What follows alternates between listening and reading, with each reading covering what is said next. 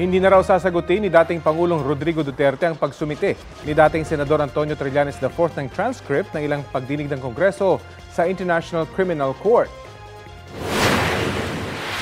Walang ginawa na kung hindi magdaldal. Huwag kayong hindi ko nga sinasagot Kaya hindi ko sasagutin yung Sinabi ng dating Pangulo nang bumisita siya sa puntod ng kanyang mga magulang sa Davao City nitong Undas. Wala pang sagot si Trillanes kaugnay sa sinabi ni dating Pangulong Duterte. Pero nag-ugat ang reaksyon ng dating Pangulo sa pahayag ni Trillanes sa X na naipadala na raw sa ICC ang transcripts ng pagdinig ng Senate Blue Ribbon Subcommittee noong October 28 kung kailan inako ng dating Pangulo ang responsibilidad sa drug war. Pati ang mga transcript ng mga Quadcom hearing tungkol din sa war on drugs.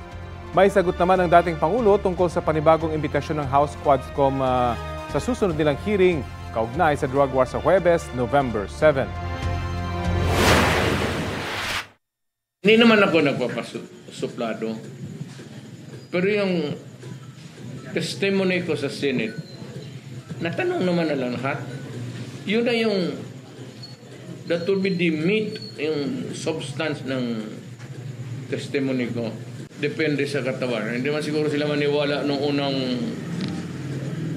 invitation nila na sabi ko, Bong, sabi mo, I'm not good.